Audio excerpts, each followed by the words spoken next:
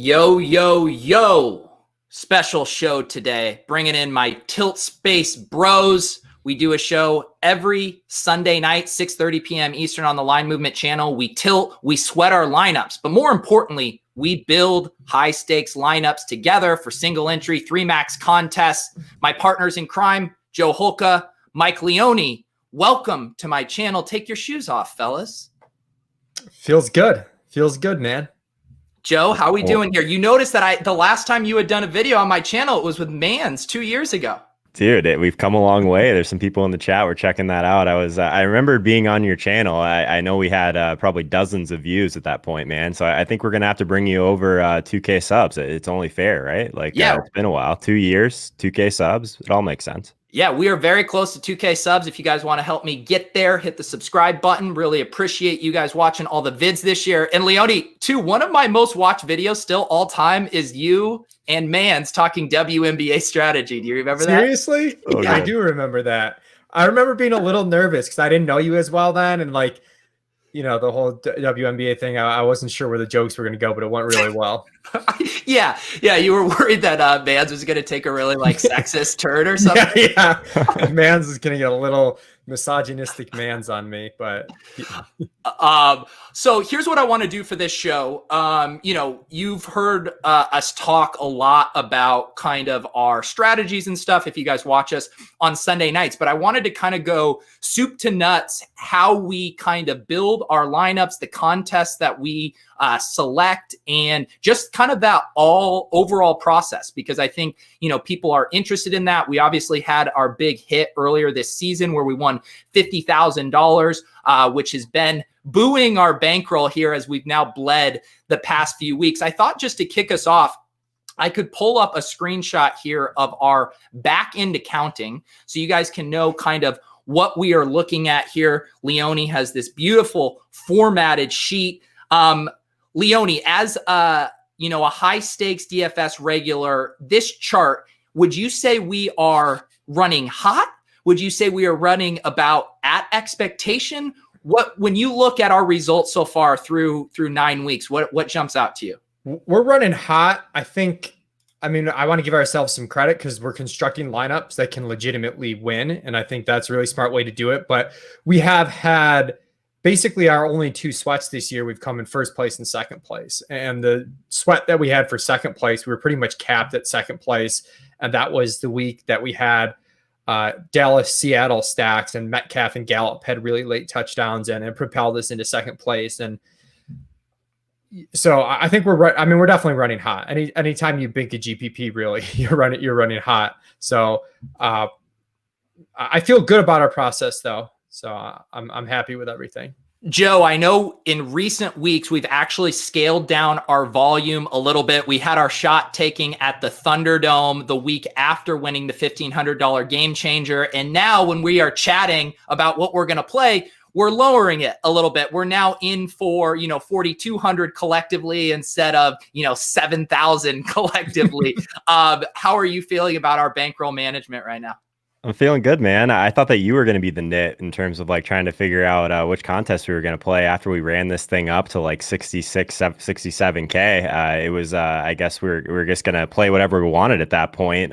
We got knocked down to earth pretty quickly after Dak Prescott snaps his ankle the week we play the Thunderdome. So that wasn't great. But to Leone's point, I think we've done a really good job at constructing teams for these type of field sizes for sure. I think that overall, we haven't had many sweats in terms of just at being at the cash line. And that's where you want to be. We've had a couple. We've been getting some shots on goal. We've been putting some balls in play. What was the golf one, since it is Masters week? Greens in regulation. Greens in regulation. Yeah. So we've got some pucks on net here that I think we'll continue to do, and hopefully we have at least one more hit left in us this year. Yeah. Oh, go ahead, Mike. Do you worry that people are going to say we're one trick pony because we've won with Dallas game stacks and we can't do that anymore? Yeah, that's the thing. Our season has kind of gone downhill ever since Dak got injured, and that we went back to the Dak double stack that week he got hurt. And it was one of those things again where everyone thought, they out leveled themselves with the galaxy brain thinking. We went back to it and it looked like it was going to hit again if he didn't get hurt. Yeah, that was the week I was anti-sweating our team, and there was some tension in the tilt space. Yeah. Yeah. So again, kind of letting you guys know how this works. So we are in our Discord Slack, and, throughout the week, we are discussing which contests we want to play, kind of early ideas. We'll all jump in. I think Leone and I a little bit earlier than Holka. We'll start looking. We get too curious. And then Holka, you're normally waiting until Friday, Saturday to really get all of your concrete thoughts down, right? I think you guys have more self-control than me. Like if I build a lineup on a Thursday, I'm still going to play it in the Millionaire Maker or whatever it is. So like I like to have a little bit more ownership information. I like to kind of take most of my Saturday to get away from the computer screens a little bit. So my like full like serious building is almost always happening very early on Sunday mornings, maybe a little bit on Saturdays, but I don't build a ton of teams overall. I'm going to start playing a little bit more of the short slates, that kind of thing. But yeah, you guys always seem further ahead in your process on like Friday than I am for sure. Go ahead, Mike. Yeah, well, Joe's also a busy man throughout the week, so it makes sense that he's getting all this content out, and then he likes to take a little bit of a breather and reset. For me, my main show that I'm doing is the ETR show on Saturday morning, so I'm like getting really geared up for that. And as I go through things and also doing the projections throughout the week, I kind of get thoughts in my mind, and I kind of word vomit you guys in the Discord channel. Joe is right, though. Sometimes it's tough to not get anchored to plays you talk about early in the week. I feel like we've done a pretty good job this year, though, of not doing that, even though we've talked about plays early on. Yeah, I think just the simple thing of, when I pull up my spreadsheet on Saturday nights or Sunday mornings and I'm pulling in my updated ownership there, and then just allowing that to re-anchor me to the current reality. And we see big ownership shifts as well. So as long as you're looking at updated ownership, I think you can get a really good frame of reference. Before we move on here, Joe, any thoughts about our game selection so far? We are sticking to the single entry and 3 max mostly. Do you have any of these contests that you prefer, you'd like to see us get back to? We've now kind of settled into playing the Juke 3 max and the single entry game changer. But is there another contest you'd ultimately like to see us back in? I think the opposite, actually, because I love what we were doing with the Juke. Leone and I both really love that tournament. It's probably one of the best tournaments on DraftKings if you are kind of in that buy-in level. I'm not a big fan of playing the Spy overall. I know you love that contest, Pete, but it's not a great contest overall. I know there's a little bit of ceiling to it. It's still like a 1.5x min cash, which I try and stay away from. I know Leone focuses a little bit more on the percentage in the top 10, which I agree with that as well. Also, not great in the Spy. So I think that if I had any, concerns, is that it's not like that's going to bleed our bankroll or anything like that. But I just, in general, like to try and stay away from those type of tournaments. We did have a week where we played the Wildcats. We had a team that we really liked. That's also not a great tournament to play on DraftKings. But outside of that, guys, we've been pretty consistent. I was kind of ripping on you for being a nit, but we've done pretty well, I think, on keeping it between the lines. And Leone, one thing we're balancing here, right? Like if we were truly just, our sole goal was to grind out an ROI, a nice profit in GPPs, our selection would look a little different. We probably wouldn't have fired 3 bullets at the Mega Milli 2 weeks ago, right? We're trying to balance some content, tilt, sweat, equity with also trying to make sure we have a winning season. I also feel like, it's okay to take some shots. That might not be a common take and the most responsible bankroll take, but you have to know what your goals are getting into things. And if you're trying to, take some shots at life-changing money, sort of the way we approach it is we play these small fields where we legitimately have a chance to win. And then once we win, we can kind of take some shots with the profit. So I don't mind mixing and matching. And we did the smart thing where we took our shots, it didn't work out, and now we're back to who we are. We're not messing around. And I was kind of laughing when Joe was explaining that he was worried that, Peter, you were going to be the one, the nit for that name and worried about our bankroll. But man, once you got a taste of those big grand prizes, though, I think that my eyes started to hit, man. He doesn't care. Fire it all in. Push the chips in. Let's do it. We were also talking about just how psychologically, how so nice it is to front load your wins, right? Like if you could say you're going to win $50,000 on the season, and yet what would you rather have? Win that in week 3 or win that in week 16? Like it's not even close. It's so much nicer to, I feel like I noticed last year in my bankroll challenge when I was a way worse DFS player, I was making suboptimal decisions as the season went on because I was getting scared. Like I was like, I was just discombobulated. But now I feel like when you get a little bit of a cushion here, it just makes it easier to make clear-headed decisions. I don't care about a contrarian play whiffing. Like, I'm not worried about that anymore because you're just trying to access the ceiling. So having that buffer is definitely nice if you can front load your wins. Absolutely. And I think too, I mean, the way we play, you're going to have weeks where, you're just not going to win. If a certain element of the chalk goes off, we're probably, just the way we construct, just going to take an L that week. And I know some people, they really in their heads think they can win every week. If they give it enough thought, they can figure it out. Or retrospectively, they'll be like, oh, Devontae Adams chalk, I could have found a way to fit him in and still have been unique. And that's not really the way I play. The way I play is there's going to be weeks that I'm dead in the water and it's just not meant to be. And that's okay. I'm going to completely whiff. But as a result of that, there's also going to be weeks where I'm competing and it doesn't take a whole lot for me to have a legitimate chance to win the tournament. Yeah, and I want to pull up our lineup. This is our lineup that we won the $50,000 on. This is the single entry game changer. And one thing I think you've heard all of us say this year multiple times is this idea of how many things we have to get right. And that is the kind of nice thing about playing these smaller field tournaments, 213 entries here. We talk about not playing scared. I just put that comment up. When you look at this lineup, this was the Dak double stack with the Odell bring back on the week he went off. We had the infamous Troutman bagel, and we ate chalk at Kamara and Mike Davis. And then we had the one-off Joe Mixon massive play. But when I look at this lineup, this was one of those things where we said we got two things right. We got the game stack, and we got Joe Mixon right. And so when you really think about it through that lens of if we are just trying to identify two things, maybe three things in our lineups each week, we're going to go 4 or 5 weeks without hitting, but that the decisions we have to actually hit on are relatively small because of the contest.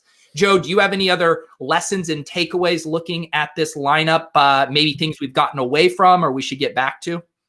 Yeah, it's a nice, reminder that I don't remember exactly the context of everything from this lineup for sure, but it's a nice reminder to where when we're at our best, we're finding some sort of game stack that has a lot of upside that maybe people are overlooking, even just pieces of it, right? CeeDee Lamb was a huge portion of this lineup. I think that was kind of when no one was really sure if it was going to be Gallup or if it was going to be Lamb, obviously pretty early in the season there. So we ended up just going with the lower owned piece, adding to that part of the stack. I can't remember if Zeke was popular this week. I'm sure Kamara was, obviously almost 70% in this contest. But I think one thing that stands out for me is we still did eat the chalk with 2 running back slots, but we got really weird with Joe Mixon, a running back then. And I'll get this off right off the hat because I know I can already see Mike laughing, but I'm fine playing these running backs that are still going to project for volume. We knew Joe Mixon was going to touch the ball 20 times or whatever it is, 5%. Get him in there. I think that's totally fine. And tight end's just the worst. So just punting it off with Troutman. Maybe that was one portion of this lineup that wasn't great. I guess it was more of a block than anything, right? Because he was the stone min and got us to the construction we wanted. But 2,500 taking the bagel at 30% doesn't feel great. But we did have some nice lower owned pieces for sure. Leone, one thing I've been thinking about, I've been seeing some of the ownership percentages in my SPY contests where I'm every piece except maybe one is under 10%. I might be out leveraging myself a little bit. You look at this lineup here and really, just basically kind of 2 big leverage plays in CeeDee Lamb and Joe Mixon and not a ton else truly off the board. Do you think, as the man who likes to go contrarian, have we swung a little too far? The people tell us that we need to just man up and play some of this chalk. Yeah, I don't think so. I was kind of laughing because I knew a week after we didn't play Dalvin Cook that when you asked Joe if there was something we should go back to, and we've got a 69% Kamara in there, that was going to be one of the things he pointed out. I do think, as I thought about it more, not playing Dalvin Cook last week was probably a mistake because he was just such a phenomenal play. And we ended up playing some receiver chalk that was just as owned, if not more owned. Dalvin didn't even end up creeping up anywhere near where Kamara was this week, for example. So I do think, we can play those just stud volume running backs regardless of ownership. The key is, and we've said this a few weeks, there's 3 chalk running backs. Let's play 2 of them. And that's what we did here. We played 2 of them. We got weird with the third one, and it paid off in a big way. But, other than that, I think Lamb just goes to show you that ancillary pieces when the game goes off matter. Lamb was somewhat unique because I think we legitimately liked him. We didn't play him just because of the game stack, even though it worked out. But there are situations throughout the year too. We've seen it with Seattle with Metcalf and Lockett. We see it sometimes with Kupp and Robert Woods. We saw it with Lamb and Gallup, where people are chasing the most recent week on these guys that are honestly like pretty similar plays overall. And a lot of times you're better off simply taking the guy that didn't do as well last week. Now that's gotten difficult with the Metcalf Lockett situation because Metcalf keeps getting priced much higher and then the ownership gets out of whack because of that. Yeah. We're going to talk about the Week 10 slate specifically here coming up. We will finish the show building a lineup, but I still want to kind of dive into how our ideas and lineup building process comes together throughout the week. Joe, how would you describe it for the people as far as us batting around ideas? Obviously, we do most of the concrete building on Sundays. We get off of our show at noon. We hop on with Mike, and we're normally done building those 3 to 4 lineups within 30 to 40 minutes. Do you feel rushed and frantic with that? Have you felt good with how those come together there? What would you like to see done differently?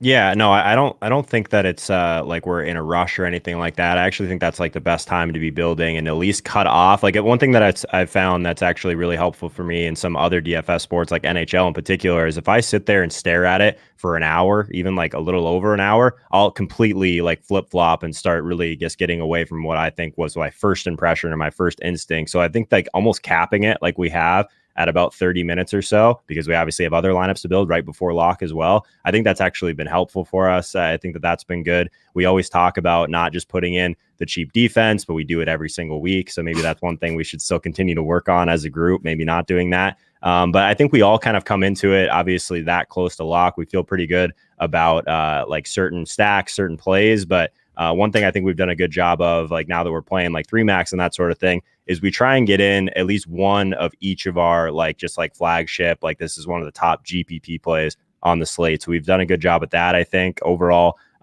There's been some times where throughout the week we feel pretty, not anchored is not the right word, but we feel pretty good about certain stacks. And by the time we sit down and start building it, maybe ownership has already moved at that point on Sunday morning. We don't even go that direction. Like a couple times we fell in to this Mahomes stack just because like, why is no one playing Mahomes again in this stack with all this upside? I know that was the week that Mike won the Thunderdome as well. So I think that's really good. Just being flexible, not kind of getting too caught up in what we've seen earlier in the week happen. I think it's a great time to build for sure. Yeah, Leone, how are you feeling about our process? You and I will sometimes hop on Saturday night calls as well to kind of get our frame of reference for the slate. And I think that helps to expedite our process on Sundays, make us a little more nimble, knowing like these are the kind of directions we might go. We don't normally have kind of off the board plays coming that we hadn't discussed at least at some point, right? Yeah, I'm really, I think I benefit a lot from our Saturday night conversations because we look at different sources. I mean, we look at some of the same sources, but also slightly different sources for ownership projection sometimes and regular projection. And there are names that I miss because I don't even consider them that, you know, you kind of have a second viewpoint on. I think that helps me a lot. And we see, you know, in a lot of cases when you aggregate the market, you know, you get a really good sense of where the pulse is, both on good projected plays straight up and where the ownership is going to be. So I found that to be really beneficial. I do feel a little rushed Sunday mornings. You guys must feel more rushed than me. Joe says he doesn't. I feel a little rushed. You guys get off your show. I'm kind of like sitting there ready, like let's make these lineups because we cut it somewhat tight. But usually I have my lineups made by then. Will say to Joe's point, we've done a really good job of not getting anchored and adjusting our stacks based on where the ownership is that morning. The week we lost the Thunderdome, we actually got on one of the highest projected stacks at low ownership because we saw, oh my goodness, everyone's kind of galaxy brain themselves off of this. And I think even the week we won, you know, we played that Dallas double stack kind of realizing it's not going to be that owned. And it really wasn't if you bring that team up. The Dallas part of Odell coming back was chalky, but Cooper was 14%, Dak was 10, and Lamb was 3 or 4. So we've done a really good job with that. The one strategic change that I don't know if we have to make, but I'd like to at least consider is maybe doubling up on some stacks we really like and playing it in different ways. We generally have, you know, if we have 4 teams, we're playing 4 different stacks, and I wouldn't mind maybe saying, hey, we love 2 stacks this week. Let's play them in 2 different ways. Yeah, that's a really good point. And that's something I never do either, just because it's so fun to build different stacks. And so I tend to gravitate toward like, hey, I'm going to have my core group of players, maybe a running back, wide receiver that I'm going to use in most of these lineups, and then cycle the stacks through. Holka, do you have a preference on that? Would you like to get overweight on a specific stack relative to a core? The first thing that kind of pops into my mind is like almost like the strategy in a qualifier where most people are probably not going to have over like 3 entries anyway. So it's not the same as 3 max because it's not a completely level playing field. But if you are in a live final and you have like 3 seats and there's a bunch of people that have 1, it makes sense to kind of spread out a little bit more and have 2 teams that finish extremely poorly and have 1 team that has a shot to win. That's kind of what you're going for in something like that. I'm curious what Leone thinks. I'm sure it's a little bit different for 3 max, but the field sizes we're playing versus like a live final actually pretty similar in that way. So I think that that's something I'm thinking about. I'm also like looking at that stack in general. I think one thing that kind of goes understated sometimes in terms of ownership, and I've heard Bales talk about this before also, is that the cumulative ownership of your stack is what matters a lot as well. Like just because there's pieces of it that are a little bit chalkier, the amount of people that are in that specific GBP that have 3 or 4 of those exact pieces together, you're a lot more differentiated already than you realize just by overstacking like that. So I think that's something to mention too. Yeah, and I would say too, Mike, wouldn't you say it also would have to do with kind of how popular a stack is? Like if you think a double stack is going to be, or even a core stack is going to be under-owned, then you're maybe mixing in and out the pieces there. Whereas say if it's a little bit more popular of a stack and you're looking for specific leverage spots there, then it's maybe harder because you're just going to be rolling out the same exact stack twice as opposed to like the same game with slightly different pieces. Definitely. The Mahomes stack that Holka brought up, the last 2 weeks, it's been under-owned, but you could have played it in different ways. Like that's a good example where we could have played it with Robinson and Kelsey. We could have played an expensive one with Tyreek and Kelsey. There's different ways to bring it back. I think that's a good one to mix and match. And 2, I mean, we know we play a lot of contrarian one-offs and whatnot. So if we're playing these guys that can make or break a lineup, it's kind of interesting to have a stack, 2 times with sort of these different contrarian one-off type plays that we're using. Yeah. Got a couple questions here, and also people in the Discord had sent in some questions, which I will plug as well. Lots of good conversations going. If you're watching on my channel, I have a link to the Discord down below. Those guys are talking all throughout the week about stuff. The same idea we're discussing here, how us bouncing ideas off of each other really helps us kind of hone in, see the slate from a more macro perspective, see things that we might be missing. You can definitely accomplish that by talking to other sharp people. So definitely hop in the Discord. RotoGrinders has a great Discord as well. You guys can hop in that and get in the mix, bouncing ideas off of other people. Here was a question from Joe, and I had actually gotten this one in the Discord as well. And kind of this idea of overall lineup ownership. I know some people like to look at cumulative. Some people like to multiply it. I think people in general, we like hard and fast rules. So people want to know, okay, I got to be under 130% cumulative ownership. I personally don't think about it like that. But Joe, how are you thinking overall about ownership? And obviously the contest selection really drives this discussion. Yeah, Pete, everyone wants the answers to the test, man. What is the cap of ownership that you can play these guys together? I don't think of it that way at all. I also don't do a lot of mass multi-entry. So if you're doing that, maybe having some sort of structure would make sense with your optimizer of choice. So I get that, but no, it's not really something that I pay a ton of attention to. I think indirectly, like Leone talks a lot about like double counting things. I think that indirectly, the types of stacks that we're coming up to, you won't really end up on a stack that's just like over owned in that way too, because that wouldn't be one we'd be considering. Yeah, and there's kind of, I think, 2 ways to think about this, right? Like one thing I realized from playing a lot of other sports, like ultimately we want the most possible points without being duplicated, right? There's nothing worse than having a lineup duplicated.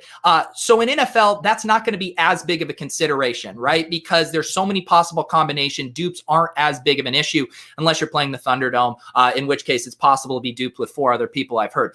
But Mike, there still is this concept of leverage too. And I think of it as like playing, 6v6s if everyone is playing the same 2 players.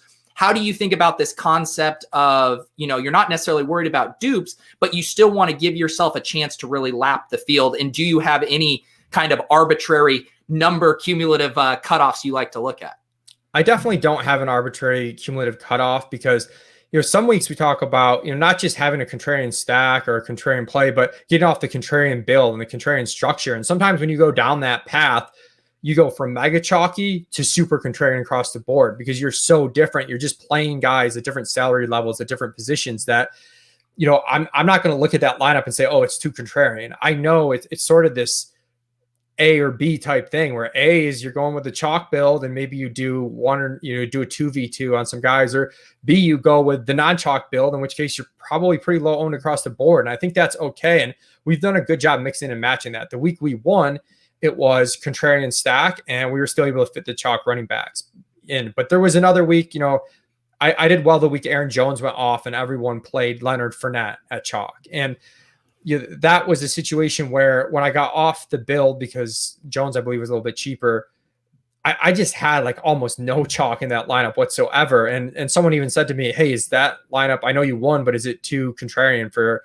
a small field? And I don't know. I just like to see how many spots I can get my lineup where I can really pick up points on the field, and really just like, I don't think you can ever have too much leverage. At a certain point, if you have really fringy plays and you have 8 really fringy plays, then yeah, you've probably gone too far. But if you have 8 plays that you legitimately feel good about, but maybe they project a point or so behind the top plays, I think that's fine. You can give up 5 to 8 projected points out of 160 projected points if you're getting a ton of leverage out of it. Yeah, and one shift and a key shift that I made, like last year, I was the biggest donkey because I fancied myself as this contrarian player and whatever I can't play Christian McCaffrey, I can't play Lamar Jackson and all of this, but I didn't have a reason for why I was fading it. And what I've now realized, so take the Dalvin Cook example from last week. I faded Dalvin Cook. Okay, so that turned out bad. But how I went about fading him was trying to leverage it. If Dalvin Cook doesn't succeed, maybe it's Derrick Henry, who no one is playing, who's the running back that goes off. Oh, we're going to play Justin Jefferson or Adam Thielen. Maybe they benefit if Dalvin Cook doesn't go off. So being like very purposeful and mindful with how you're leveraging it. It's not just, I'm fading this guy. Like if you're going to fade Mike Davis this week at 60%, you might need to try to tell yourself a story. How does he fail? Maybe that game just collapses, or maybe Teddy Bridgewater, is throwing 2 touchdowns to Robbie Anderson and DJ Moore at the goal line. Whatever you need to say, if you're going to make those decisions, I think you just need to, dare I say, tell yourself a story around how that chalk fills. Joe, do you like that line of thinking? Yeah, I like that quite a bit. And we'll say this too, that like things have changed. Like I had some people that like were actually ripping on me in the chat about like, Joe, you've changed. You're playing all these like 1% guys, like you're playing Derrick Henry, you're playing wide receivers in your flex, all this stuff. And I was like, okay. But also when I was talking about doing those sort of things like 2-3 years ago in small fields, when I was basically just playing the 1500 every week, it was a little bit different time then. There was not near as many people throwing in a real optimal into some of these smaller field contests. So then if you did build what you thought was somewhat optimal and do a slight kind of correlation tweak or just one low leverage spot, like I was basically just doing that and I had a lot of success. More just like this year, we see Peter Jennings win with that really chalky lineup. I think it was like week 5 or something like that. That used to be the type of lineups that I would play in these, but I've like come around and come full circle on some of the things that you guys have been talking about all year. And if anything, I've grown as a player for sure, talking with you guys and trying to think through these things a little bit differently, because it's still all about like, no one is good at everything. There's very few people that can just go do MME and be very elite at MME, but also be good at these small fields, be good at showdown, all this stuff.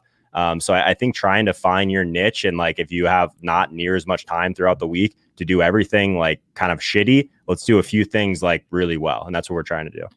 And that is one of the benefits of working on these lineups together. There's a question here from Chris. How do you decide on late swap, especially when Pete isn't watching the live lineups? And this does, like, that is partially my leak in that I know my teams. I know my higher buy-in entries. I know generally if I'm loaded more chalk early or late, etc. And I would say last week was one of our bigger swaps we've collectively done together. And I'll also give Joe a lot of credit. And he's the one always pushing us to think about those swaps early on. I will say, Mike, our lineups are generally so contrarian that there isn't a ton of swaps. But this past week we did. Joe, why don't you tell people kind of what got you thinking in this line of thought and kind of the big swap we did. You don't have to get into the specifics. Yeah, no, I think just more the thought process of it is everyone knows if you're behind, you need to give yourself a chance to pass people. But just like if people want their quick and dirty rules, like you could literally just look at ownership and ceiling. There's metrics out there that kind of take into consideration both. We have some at livemovement.com. We have, I know there's like one that's pretty good at Fantasy Labs as well. So one of the things that you're trying to do is not just swap to lower own plays that don't have a chance to still give you that ceiling. That's why you have to take into consideration both. That's something that Leone has done really well also. So there's different leverage scores and stuff like that out there that will help you like literally just sort by the games remaining, try and figure out which guys are going to be under owned that still have a ceiling, and figure out how the pieces come together. We still want to try and correlate a little bit differently than our plan was. That works a lot better when you have some chalk in the late games, which you don't always have. And sometimes we're so dead, it doesn't matter anyway, but we're still trying to give ourselves a chance at that point. And it's still something that a lot of people don't do enough of for sure. And Leone, this might be our best late swap slate of the entire year here coming up. Have you been factoring that into your lineup building thoughts? I haven't yet, but I definitely think we should. You know, when you've got 6 late games and 5 early games, there's an advantage to having pretty clear swaps in mind. And I think sometimes too, when people make their lineups, they go, oh, I have late guys, so I have late swap flexibility, but they don't really kind of see what that actually means, then combinations they can actually do. And then come swap time, there's really not as much there as they thought. So I think being very cognizant of that, and also structuring our teams in different ways where, you know, we're playing 4 teams. If one of them's kind of chalky early and one of them's like contrarian early, and they're almost leveraged against each other, but that gives us like a very clear late swap proposition on one or the other, I think is kind of a neat way to try it. I don't think we want to play plays we don't like on one just to do that. But if we have some chalk plays we like and some contrarian plays we don't like, the way we mix and match them, we might want to group the early chalk together and group the early contrarian plays together and see if we can get a team that jumps way out in the lead, and then we can chalkify it late, or the opposite if it sort of flounders. I never do this, but always in my head, this is how sick I am. And this is one of my fantasies. One of my fantasies is having the same team twice with the chalk front loaded, and it goes off. And then you're sitting here at the 4 p.m. slate and you're looking, oh, I can basically spin this off into 2 unique teams with the nuts already in the 1 p.m. slate. Am I sick, Joe, that's one of my fantasies? Pete, like I've had something happen. Like, so my biggest win ever was the Stephon Diggs Minneapolis Miracle catch. I was at the game. He ran into the end zone I was in. It was like the coolest thing ever, but that was a late swap team. And I talk about this a lot more during the playoff times because that's when you have a little bit more time to think through leverage than you do on a normal Sunday slate. But basically that was the year where the Jacksonville defense was just super elite. No one wanted to play anyone against them. And that playoff round, it was the Pittsburgh Steelers versus, no one wanted to play the Pittsburgh Steelers basically because they're playing against Jacksonville. So I had a decent start on I think some really cheap, I think it was Tennessee wide receivers. It was like a Corey Davis week or something like that against I think it was against the Patriots, and I had a double dip with Dion and Patriots defense. So I was off to a good start. So I wasn't really exactly sure what to go or what to do going into the night game or the next day of games. So one team I kept with like most of my chalk, and the other team I switched to basically a full onslaught game stack of this Pittsburgh and Jacksonville game. And that game ends up being like 43-52. So I was sitting there with Stephon Diggs left in the last game. We know what happened with that touchdown, was still basically winning all the small field stuff, but then ended up obviously getting volted up in a bunch of the larger field stuff with that Diggs touchdown. So that was like, everyone needs like that first moment where it just clicks, that late swap like truly matters. It's truly how you get to the top. My only regret is that obviously I wouldn't have gotten more aggressive with every team, right? So I had basically, I think it was like 6 contests, main contests. I split them right down the middle. 3 was my chalky team. 3 was my Galaxy Brain late swap team. And obviously the only team that really had a chance to win anything big was the late swap team. So I think that's always something interesting too to talk about, is like, when should you be late swapping? Should you be late swapping when you think you have a chance to win, or when you're just trying to get back to the cash line? Like, that's part of it too. I struggle personally if things go really well, still trying to get a little bit different to try and get truly to the actual top. So that was a good learning experience for sure. Yeah. Along those lines, I had a team a few years ago where Antonio Brown was major chalk in the late game against the Patriots, and Todd Gurley, no one was playing him against Seattle because this was when Seattle's defense was still good. And I had a very good start, but not a nut start. And I ultimately decided to keep Brown in the lineup. And, I mean, of course, in retrospect, when things work out a certain way, it's hard not to judge it. But Brown, I think, ends up leaving her early at like 30% ownership, and Gurley at like 2% ownership scores 4 touchdowns. And I run away with the tournament. And for me, it really visualized that as long as the ceiling's there for guys, you're better off being a little bit on the leverage side. If you don't have the full nuts, if you have the full nuts, that's a different story. Because you're at that point, you're actually blocking people. But if you're unsure, if you're ahead or not ahead, I think you're better off, taking some chances within reason. And I think that goes back ultimately to the not playing scared thing, making sure you're playing contests where you can make optimal decisions, because a lot of time that decision comes down to your own risk tolerance of like, hey, I could finish maybe top 30, top 40 in this tournament, no problem here. But then you look at the prize structure and you're like, holy cow, look how much is in the top 5 spots. It's like, try to go get in that top 5 spot, even though your floor is going to lower by making that decision, but your positive EV, or it's way more positive EV if you give yourself a chance at that top 5 prize. So I think that goes back to making sure you're playing contests where you don't have to worry about, bricking out, because you're ultimately in the long run going to be making the right decision. Let's start building a lineup here. We'll do it a little slower than I normally do, because I want to talk through kind of all the decision points as if we had pulled this up on a Sunday AM at noon here. I think we ultimately have to start with probably the biggest decision point on the slate, or maybe not a big decision point. Some people are just going to jam him. Holka, what are you doing with Mike Davis? Is he an auto must play for you in the size contest we're playing, or can we talk you into a Galaxy brand? So I think you have to decide if you're going to be, I guess, more on the Duke Johnson side, or if you're going to be more on the Mike Davis side. Personally, I think that extra $1,000 goes a long way if you do play Mike Davis. I think there's enough people that will see that matchup and be a little bit scared to where maybe he isn't like 40, 50% owned. Maybe in the contest we are, it'd be a little bit different. So no, I have no problem with Mike Davis, but I don't know if he should be like our first guy in. I think that there's definitely a couple of stacks out there that early ownership would tell us is still pretty underowned. Leone, where are you at as the contrarian mega mind here with Mike Davis? I think we should just play him and eat that chalk, even though I'm the contrarian mega mind. And this is where, if we were playing MME large field, you can see some routes to where you fade him. I mean, he scored 9, 8.5, 12.5 points his last 3 starts with McCaffrey out. Those are non-winnable in MME, but I think he also ran kind of bad those 3 weeks. And really his outcomes, the 6 weeks he played without McCaffrey, he had 3 really great games in a row, and he had 3 really bad games in a row. And I think it probably messes with people's psyches a little bit too much. So even though I see routes to certainly where, and sometimes too, you don't even have to tell yourself a story. I know you said tell yourself a story if you're making a fade. And I think that makes sense a large majority of the time. I think sometimes you can just be like, he's going to score 12 points 50% of the time and not kill me, and just live with it. But in the fields we're playing at 4K, the cap space, it clears up. I think when you look at it all in conjunction, and the fact that he has a legitimate ceiling, even in a tough matchup, with the pass catching role too, I would prefer just to eat it on most, if not all, of our lineups. Yeah, I'm there.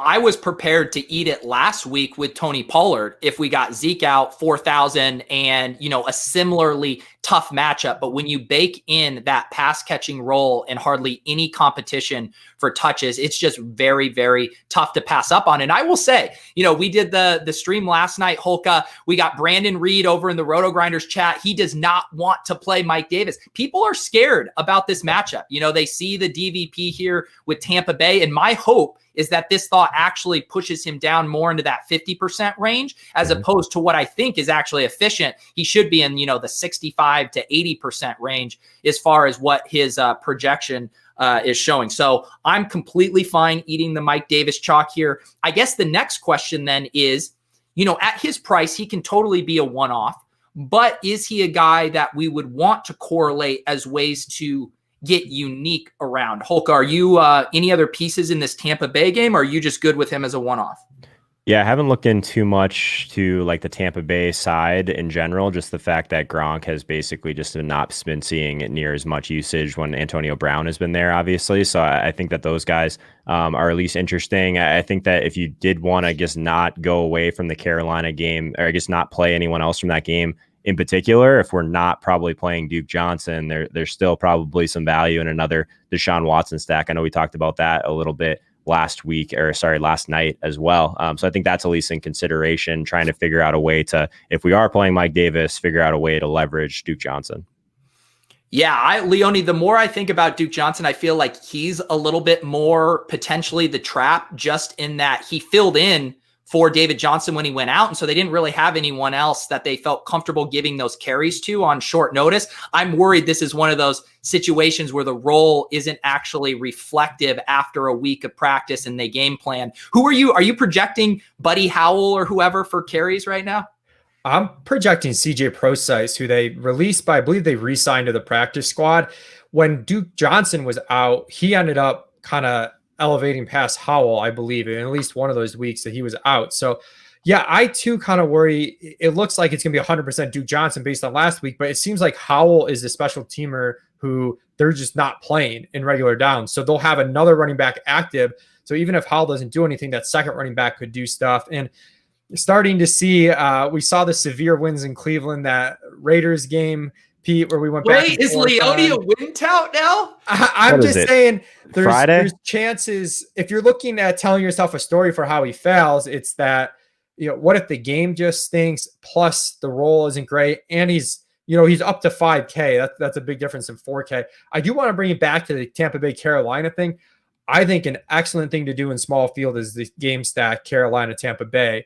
I believe we're going to get angry Tom Brady here in a soft matchup. And I think there's a lot of upside there. Chris Godwin probably won't be owned at really low ownership. He's the receiver I feel best about on Tampa Bay's side. And then even you could double up Carolina, which I think people will be afraid to do in this tough matchup, but they're so concentrated and the prices are so good that playing Mike Davis and DJ Moore for a combined 9,100 and bringing it back with Chris Godwin, I think is super reasonable. Even if you don't play the quarterback from the game and you kind of end up with 2 game stacks, then we go and play maybe a more traditional, higher upside game stack or higher upside quarterback stack alongside it. That's something I would like to do with one of our 4 teams. Yeah, for sure. For this, I was just going to pull this up real quick here. We got Kevin Roth over at RotoGrinders here. He has already flagged both the Houston-Cleveland game and Jacksonville-Green Bay game as potentially nasty ones as far as wind. Now, when Leone and I were bickering about wind a few weeks ago, those winds were projecting at 45, 50 mile per hour gusts, which is a whole different ballpark than these 20 to 25. So I think it's something to keep tabs on. We're a few days out, so we have to see where these forecasts shake up, but it's definitely something to consider. And actually, why don't we talk about this right now? I mean, Davante Adams has been about as close to a lock as we've gotten so far in DFS this year. Now he's priced up at 9,000. Now we have win concerns. We have blowout concerns. All of these factors here. Joe, where are you at on Davante Adams this week? Yeah, I think there's going to be enough people that talk themselves out of that price tag, to be completely frank about it. I think that at 9K, I don't know if there's like these super elite running backs like Christian McCaffrey that can like get us the double bonus for like whatever at like that price range. So like we're gonna have to try and find some floor and ceiling on our teams. We don't have Dalvin Cook on the slate. There's no big dog Derrick Henry on the slate. So like there's other ways that we're gonna have to find some ceiling here. One of the things that I was kind of looking into earlier in the week, just from Sports Info Solutions, is looking at man coverage versus zone coverage. This is a spot where Davante Adams and Aaron Rodgers have been extremely successful this year overall, just against these type of defenses. So yeah, we've seen the usage around the goal line as well. Green Bay is not scared to throw around the goal line to Davante Adams in particular. So I think that he's fine. I guess what's the ownership on Davante Adams looking like? Am I just wrong? Are people just going to jam this guy in because we have Mike Davis? I'm seeing around like an average of 20% ownership for him. Okay. Yeah. Probably higher in our contest. Yeah, maybe a little bit higher, although I do think kind of the narratives around the wind and the blowout could ultimately end up lowering him. Where are you at on Adams, Leone? I'm torn because I do think with the wind and the blowout that his ownership, like I'll take the under on 20% in our contest. But maybe with the Mike Davis free square, people just have the room.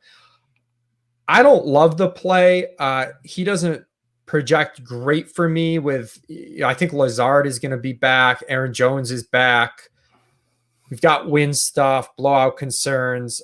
I'm a little worried that he isn't going to hit the true ceiling he needs to hit, which maybe if there's someone that can score 40 DK points, it's definitely him, but he could get to 30 and, we're fine not playing him. And I don't know. I don't have anything super pressing on it. I'm just a little bit off of Devontae right now. I know, like everything in my brain says that he's a pretty easy fade at this price ownership and all these secondary concerns. And then I have that part in me, my heart in my gut that is like, is this just another Michael Thomas situation, a Lamar Jackson, Christian McCaffrey situation where they just smash every single week and you're overthinking it when you have a Mike Davis at 4,000 that allows you to go studs and duds. But yeah, I'm with you right now. I'm leaning on not being overweight on Devontae Adams. Willis brings up a point here about Eckler. If he was back, would you play him at 5.3? I mean, I think we definitely would. Last I heard, I think he said on his Twitch stream last night that he's eyeing week 13. So I think we're a few weeks away from that, but it is dovetailing us in nicely to talk about another running back play I'm kind of excited about. Are you fist pumping for Miles Sanders, Leone? Yes, sir. Okay. Miles Sanders on any other week, I believe would be chalk if he wasn't coming off a bye week injury and he was fresh in people's minds. If we didn't have, the chalky running backs and Mike Davis and Duke Johnson, but because we have that, Mike Davis, Duke Johnson take up 2 spots. Then you've got the stud running backs and Alvin Kamara and Aaron Jones. And all of a sudden that leaves Miles Sanders 5th on the pecking order. I think I'm not saying people won't play him, but no matter how you slice it, he's 5th. I don't see any way he gets in the top 4 in ownership. So you're going to give me him as the 5th owned back on the week, regardless of what that actual ownership is.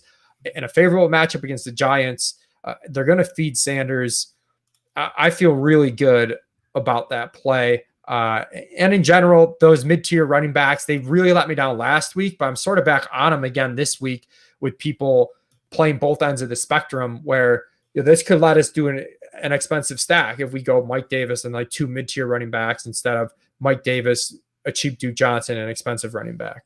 All right, Joe, the ultimate question. Does Miles Sanders pass the Holka running back litmus test? I like Miles Sanders. We talked about him in week, I don't remember. It was very early on as being a somewhat comparable play to Joe Mixon at low ownership, right? Because he's still going to have a lot of usage. He's used in the pass game. I'm fine with that. I think it gives us an opportunity to kind of leverage, I think, what will be one of the more popular tight ends in Dallas Goedert also. So we could do a little mini stack with playing Evan Ingram with Sanders. If you guys are into that, almost 10 targets, 3 straight games, that good?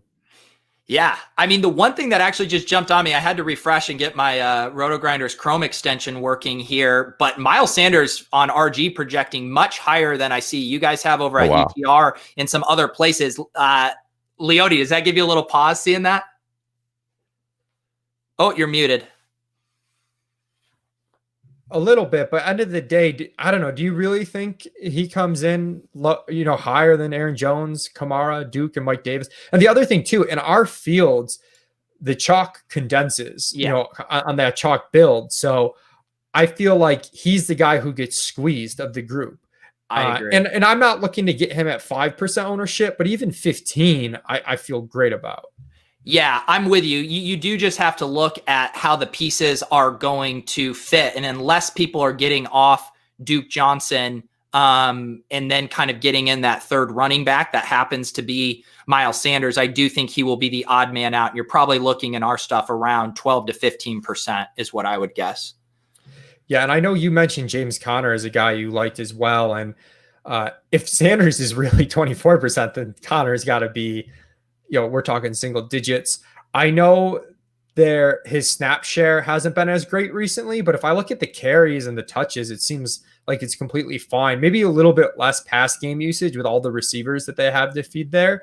But as far as, a game that looks like the right game script for him to get a bonus and a couple of TDs, this is it. So I'm back to liking the mid-tier running backs again. I'm death by DeAndre Swift, I will also just play into the ground. Yeah. And I will also say this is another good illustration about how much stuff can change right now. Like we see the Miles Sanders ownership projections are kind of all over the board. We don't know how the narratives are going to shift, where people settle for the 3 running backs they ultimately feel comfortable on, who that means gets squeezed out. So again, this is why it's so important on Sundays to recheck in on ownership, kind of look at things with a clear slate. But let's move on here with the assumption that Sanders is going to come in lower than this 24 projected here. And again, I think this is a pretty solid way of how we start our lineups. We eat some good chalk. We try to get a little bit of a leverage play at running back. Joe, do you have another one-off play? Do you want to correlate Miles Sanders? Should we start thinking about our stack? Where do we go from here? Yeah, let's start thinking about our stack. I think that if we did want to like entertain the James Conner thing, we could look into like a Joe Burrow stack. A lot of those wide receivers are looking like they're coming in super low owned, still have a decent ceiling. Guys like Tyler Boyd, T. Higgins are kind of probably a little bit overpriced, but Burrow is super cheap. So I don't know if you guys are into that. I like the Watson stack a little bit. Like I said, I know there's some win concerns there. So maybe we stay away from that one. But what kind of stacks are you guys on right now? Let me real quick just answer a couple questions so people know. So this lineup we are building in mind for our smaller field single entry and 3 max contest. So we play the single entry game changer. Leone, how many people are normally in that? They've upped it. It's about 375, I believe, somewhere around there. And the juke is what? Is that more at like? Oh, I'm sorry. I switched that. The juke is about 375. The game changer is usually around 200 people. Yeah. So that's the thing to, again, just anchor yourself. We're not building a milli maker, team here. And again, this is all going to change, but we're doing a thought exercise to kind of show you guys, these are the things we talk through when we build on Sunday for these size tournaments.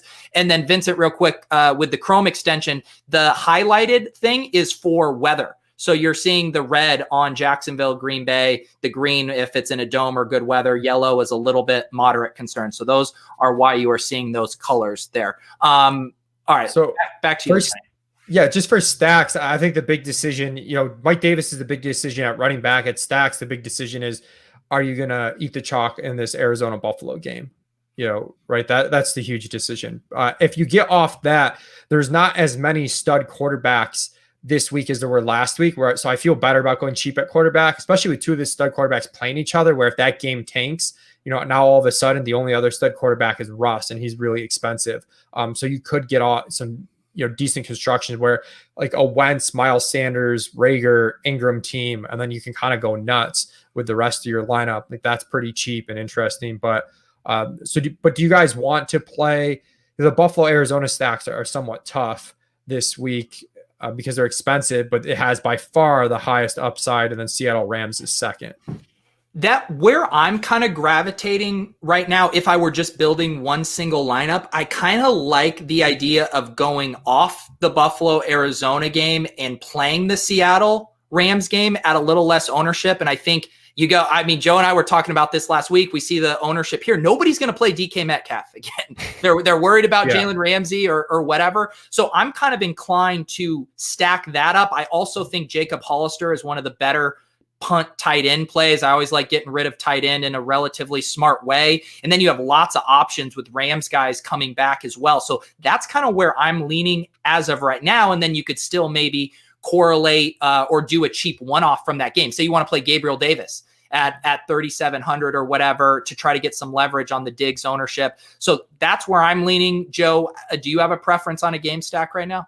Yeah, I like the Russ call. Like Leone said, there's not a lot of elite quarterbacks, especially if you throw in the weather concerns with Rodgers and with Watson. So I don't mind the Russ idea. There's definitely weapons on the LA side of it that we could go bring it back with. Do you think that we like try and leverage Tyler Lockett, like the most highly owned piece in this game? Probably. Maybe someone like Cooper Kupp will approach that in our contest, but maybe we go with someone like Metcalf and then we take care of tight end and figure out a bring back on the LA side. That's kind of what I was thinking. Are you good, Leone, with a Russ, Metcalf, Hollister? Yeah, I think that works. I do think a Goff double is interesting too, just because even though they're more of a run heavy team, we've seen them like in the Miami game. If they get in the right script, they'll just throw so many times. I think Goff threw 60 times in the Miami game that I like entertaining that, but I'm fine with the Seattle side of it. as well. If we did do the Goff double and we bring it back with Metcalf, would you also want to toss Hollister in there as the double bring back, or would you want to be doing something different? You could definitely double bring it. It's the type of game with Russ, you can definitely double bring it back. I'm a little shaky on the Hollister play, but I think, cheap tight end correlated has sort of been my thing. So I think that works. Yeah, and I know I start, just talking about these plays as if they're locks. I do not think Jacob Hollister is a lock. I just love his price. I like this game environment. No one's gonna play him. It looks like right now, and he led the tight ends in routes last week. And I think we've kind of noticed a pattern here where they're starting to phase out Greg Olsen a little bit. Obviously, Disley's still there, but I just like this idea. We saw it with David Moore last week. I mentioned Gabriel Davis. These kind of cheap, low-owned plays in these games that shoot out are just a really nice source of value. We've also seen it with Demarcus Robinson in the past few weeks. So I like looking at these guys. My thing, I kind of prefer, it seems like the Goff double is going to be kind of popular. We built that on the Swolecast on Wednesday and heard a lot of people saying they love that, and everyone saying how easy it is to make it fit. I'm kind of inclined to buy a little bit low on the Seahawks. I think people were disappointed in what Russell did last week, and I kind of like going back to him this week. I think Goff is expensive too. Like, he's 6,500. It's not like he's some of these other guys that are like high 5Ks, low 6Ks. So I don't know. I'm not a big Jared Goff guy overall, but I'm good with you guys, whatever you guys think. Let's do Russell here for now. And then Leone, how do you start thinking about the bring back if we do the shell? Obviously, we can mix things up as we want, but I think you can make cases for three different running back or wide receivers for the Rams. Do you have one you're leaning toward right now? Yeah, I lean towards Woods with all the attention on Lockett owner, or all the attention on Kupp ownership wise. The RG ownership projections have it somewhat close where I'd actually play Kupp if it really does come in that close. So I guess it comes down to how wide do you think it is. If it's a 10-point plus gap, give me Woods. If it's going to be a few point gap, then I'll take Kupp for only a few $100 more. Yeah, Joe, do you have a lean? Obviously, Cooper Kupp, when we last saw him, at 20 plus targets, now gets the best possible matchup. I do agree with Leone and think Kupp's ownership starts to get steamed here on our way to Sunday.